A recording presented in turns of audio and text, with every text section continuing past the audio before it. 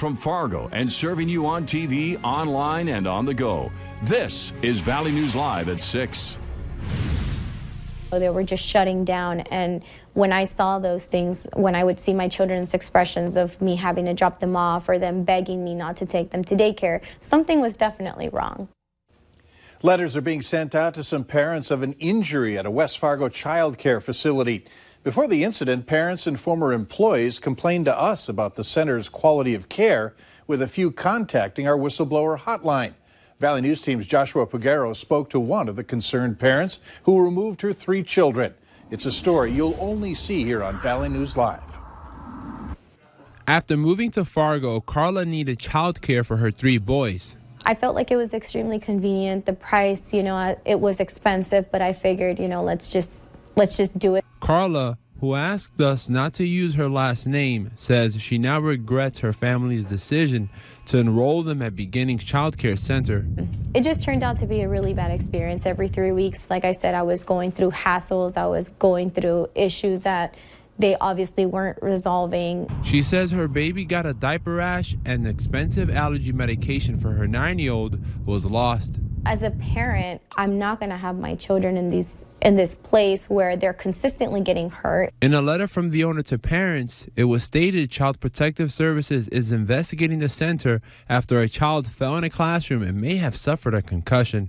For the past month, I've been reaching out to the owner of Beginnings Child Care to get her to comment on some of these allegations that were made by parents and former employees, but she's ignored my calls. Kids were handled rough from more than one teacher that I've seen from. Talked to, not very nice, and it's just not a good place. That's why I had to leave. Courtney Howard is one of 3 ex-employees who spoke to us about her issues at the facility. During her 6 months there, Howard says management was disorganized. They don't even know what goes on half the time in that daycare. They really don't. They don't remember where they put kids. They don't remember where they put teachers. They don't remember, what time kids are being dropped off. Howard says she hopes it doesn't take a child getting seriously hurt before the center improves what they do. In West Fargo, Joshua Pagero, Valley News Live. We contacted Cass County Social Services, which indicated that they have investigated other allegations in the past concerning Beginnings Child Care, but didn't find any violations. And an attorney for Beginnings Child Care told us in September that the accusations were false and part of a vendetta against the owner by a disgruntled employee and several others. As I mentioned, this story was called into our whistleblower hotline, and if you need help uncovering fraud and corruption, call 701-237-6576. A member of our investigative team will get on the case and go to work to expose the truth. A sad ending to a tense situation in a Castleton neighborhood today. A perimeter was set up and residents were told to shelter in place around noon. Inside one of the homes, a man was threatening to do harm to himself. Authorities tried to talk to the man into giving up peacefully, but later would find him dead inside the home. No further details are being released. No shortage of wind today, and it was nice to feel the warmth out there that we're normally accustomed to this time of year. Let's find out what conditions will be like tonight. Hutch is here with your no-wait weather planner. Yes, we do have some high clouds moving into the valley, and a look around the region showing we still have an abundant amount of snow on the ground in Dickey County and in Devil's Lake while it's melting rapidly elsewhere. Devil's Lake 47, the cool spot 48 in Bemidji. We were 60 last hour in Fargo, down to 58 degrees. So warm temperatures, it's a little breezy, but look at this. Clouds are on the increase. Here's what you can expect this evening, Mike, if you're out and about. Temperatures slipping down to around 50 degrees by bedtime, with cloudy skies and breezy conditions with a few gusts over 20 miles per hour. Mid-40s in Grand Forks.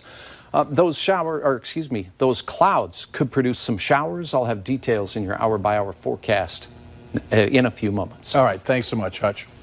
Authorities are saying now that the man who died in a storage unit fire this summer may have been impaired.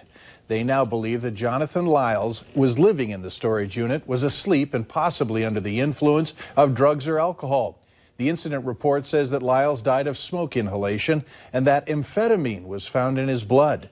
They also believe that the fire was unintentional.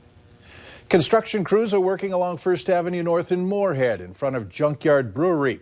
While construction can be a headache, some Moorhead residents and businesses might actually enjoy seeing more of these orange cones.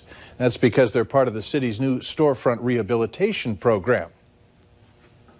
We've created economic policies that help that scenarios. We've tried to create business and retention programs where we're going out and having constant communication with these businesses to figure out what their needs are. And we're just trying to get a better voice and a bigger voice for what Moorhead can become. The city of Moorhead is also partnering with Downtown Moorhead, Inc. on a downtown master plan. The $160,000 study is looking into ways that the area can develop over the next 15 to 20 years. Here's a reason to smile, especially if you drive along Main Avenue in Fargo. The first phase of the Main Avenue makeover is done, and the city of Fargo celebrated with a ribbon cutting. That's one of the major road projects this year in the metro. It was actually open a few weeks earlier to drivers and foot traffic between both Fargo and Moorhead downtown areas. It took 4 years to design and come up with a design that is very pedestrian friendly. People that will be down here will notice the attention to detail to the pedestrian facilities. It's currently the only two-lane roundabout in the state of North Dakota. The doors are open to the new headquarters for Fargo Police. It's located at 105 25th Street North. Unlike the former downtown location, there's parking on site. Lobby hours will be open from 8 in the morning to 4:30 in the afternoon. That's Monday through Friday. It's closed to the public on the weekends and city-observed holidays. What started with a simple goal of $50 for clean water has now raised over $100,000 to bring safe water to more than 10,000 African villagers. The effort was fueled by Sawyer Anderson, who wrote a book. Today, she stopped by the Ronald McDonald House to read her book and answer questions from the families and the little ones staying there. The kids enjoyed the book, and that's all that matters, is that they enjoyed it. I just love the readings because I get to pause in between when I'm reading and ask them questions, and they always have silly answers and stuff, and that's just fun. Waterworks was launched nationally 4 months ago and will be translated and printed in Vietnam, as well as printed in English and distributed to schools in Zambia.